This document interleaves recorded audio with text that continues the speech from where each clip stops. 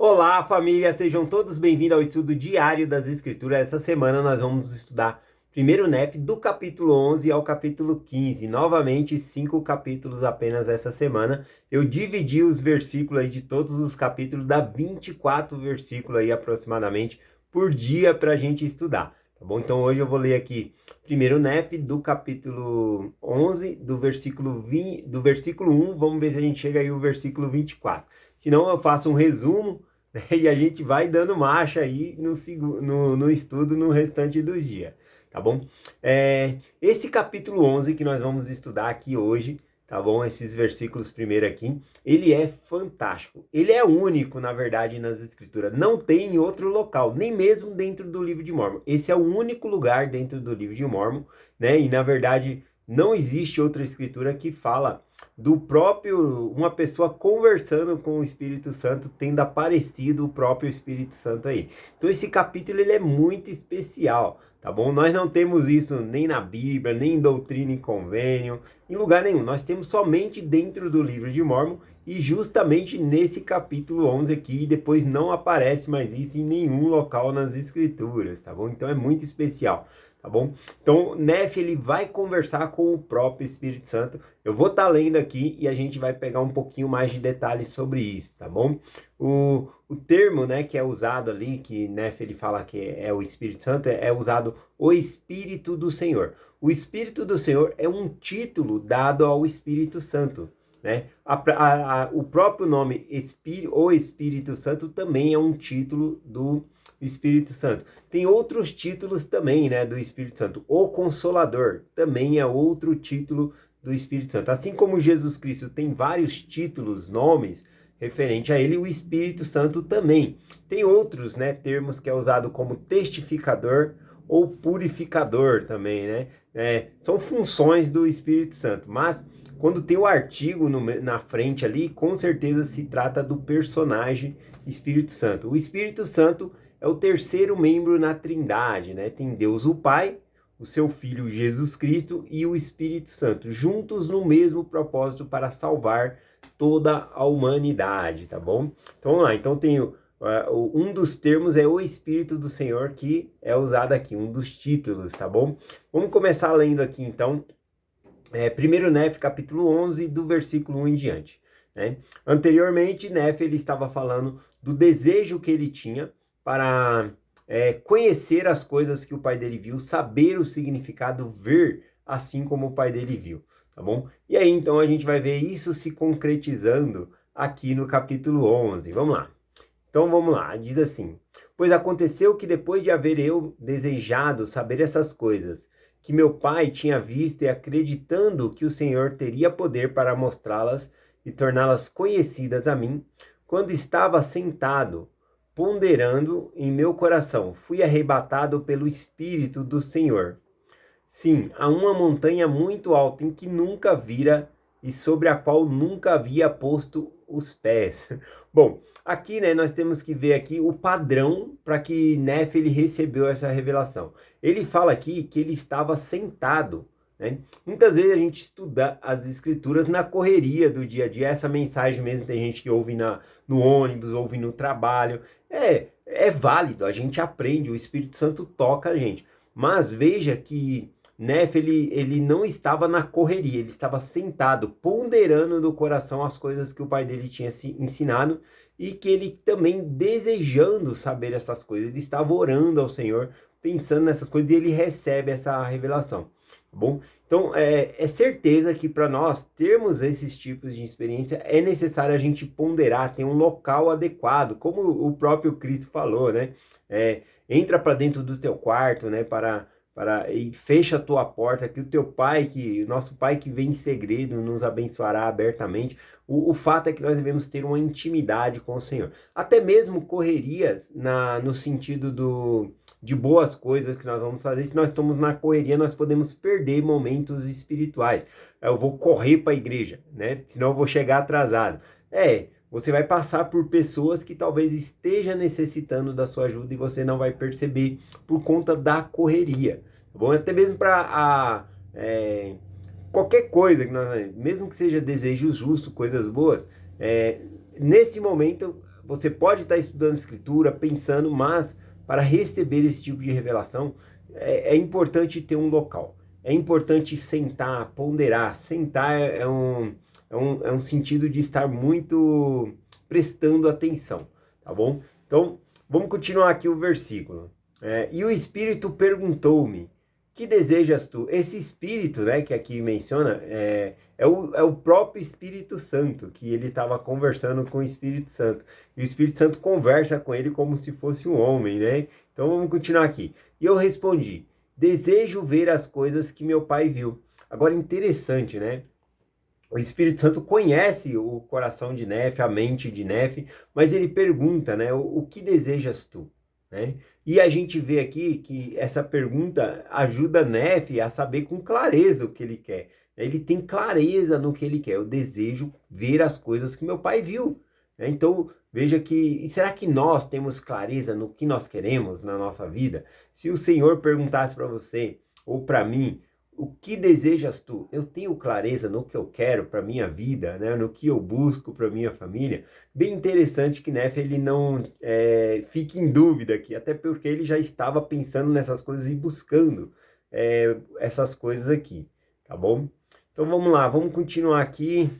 Ele estava, então, é importante de novo, ele estava sentado, ele não estava na correria, mesmo que fosse para algo justo. É importante estar concentrado aí. Continuando aqui, versículo 4. E o Espírito disse-me, acreditas que teu pai tenha visto a árvore da qual falou? Agora aqui, quando o Espírito pergunta a Nefe, ele está medindo a fé de Nefe. Né? Ele sabe que Nefe acredita, mas ele está medindo a fé de Nefe. A primeira pergunta é o que ele desejava. A segunda aqui é mais no aspecto para ver qual é a capacidade dele, né? De crença que ele tem, da fé que ele tem. Então ele pergunta, acreditas tu nas coisas que seu pai viu, né? Que ele viu as coisas, a árvore da qual falou? E ele responde, sim, tu sabes que acredito em todas as palavras de meu pai. Né? Interessante que ele sabe que o Espírito Santo sabe. Então, praticamente é como se fosse uma pergunta retórica, mas essa pergunta acaba atiçando mais ainda os estímulos de Nefe, né? Mostrando, buscando de dentro dele o desejo que ele tinha e mostrando o tamanho da fé dele. E quando eu disse essas palavras, o Espírito bramou com alta voz, dizendo, Hosana ao Senhor, o Deus Altíssimo, pois ele é Deus sobre toda a terra, sim, e sobre todas as coisas.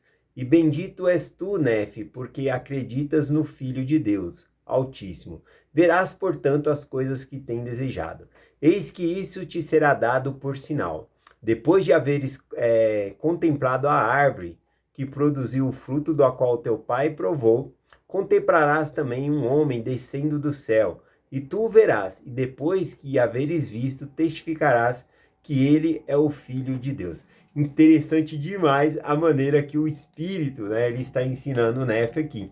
Né? Ele faz um panorama histórico do que ele vai ensinar. O que é um panorama histórico? Nós chamamos de PhD. Seria pegar o contexto do que você vai ensinar e compartilhar com a pessoa. Muitas vezes a gente faz isso falando sobre quem está falando, para quem está falando, quando está falando, a situação em redor, o que está acontecendo. Isso é um PhD, um panorama histórico e doutrinário. Aqui a gente vê que o Espírito ele dá um panorama da mensagem que ele vai compartilhar. É muito melhor do que simplesmente ele dar a mensagem. Por quê? Vamos supor que a gente vai ver eu vou na casa de alguém e vou compartilhar uma mensagem. Aí eu vou falar, vou compartilhar uma mensagem aqui em Mateus tal. E aí eu só leio a mensagem. E depois da mensagem eu pego e falo assim, o que você entendeu dessa mensagem? Bom, a pessoa vai estar com o parâmetro inteiro ali da mensagem, pensando o que aquela mensagem está explicando.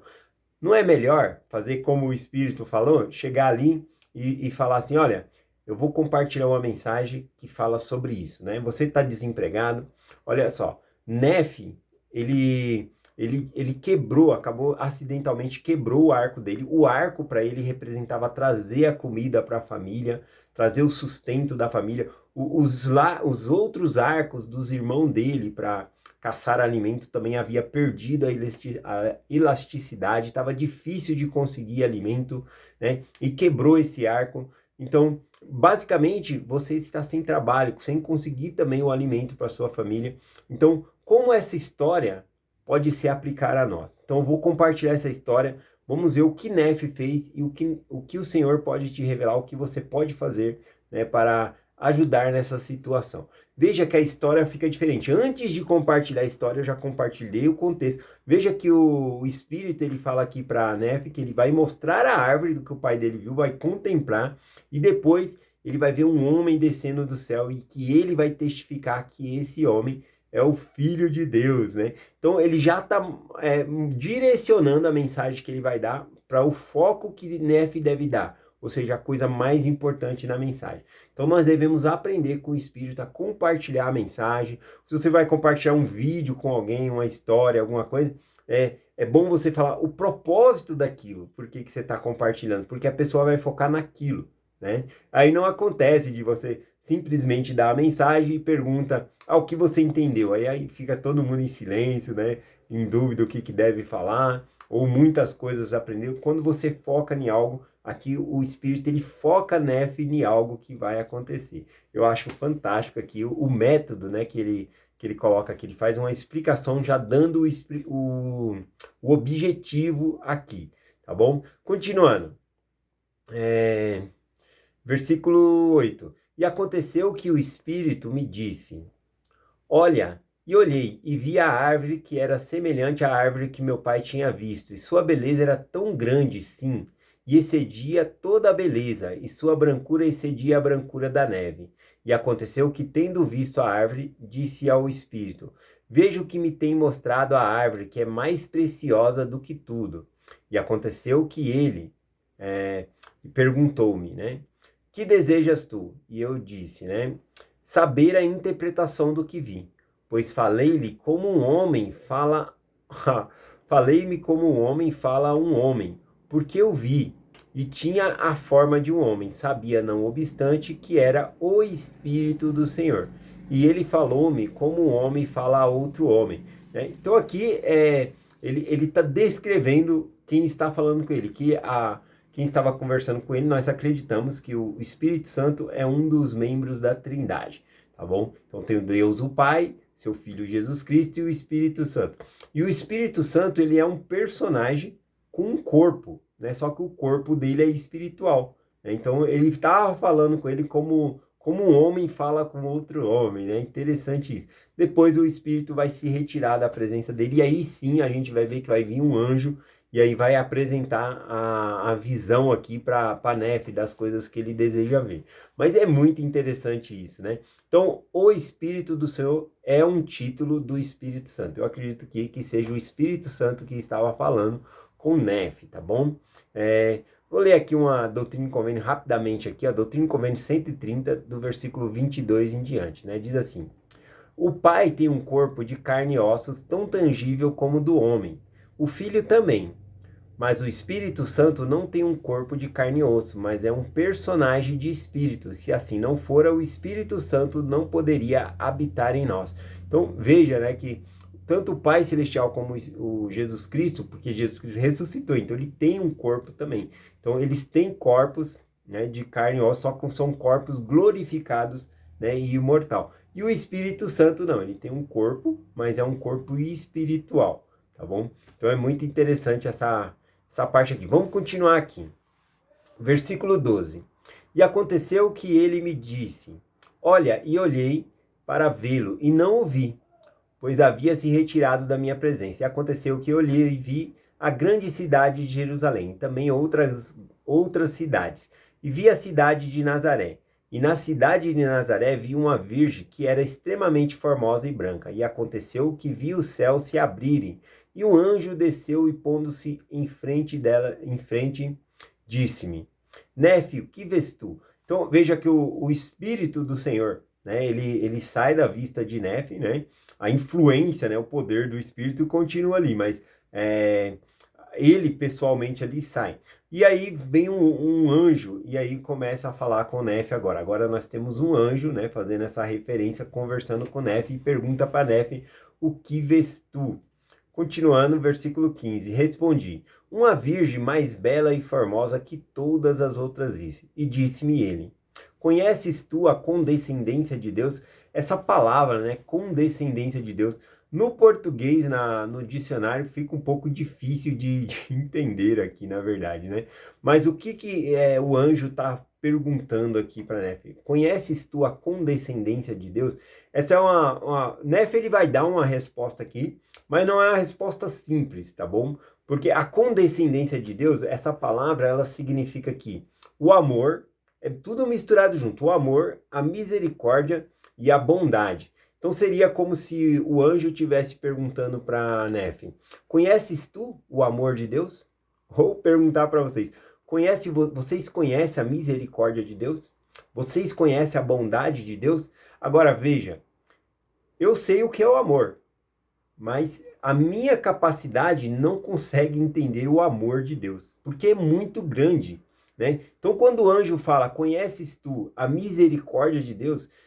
Se eu perguntar para alguém, o que é misericórdia? A pessoa vai dar um exemplo de alguém que teve misericórdia de outro.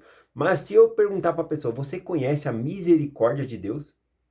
É muito mais profundo isso. Você conhece a bondade de Deus? Nós sabemos o que é bondade, mas você conhece a bondade de Deus?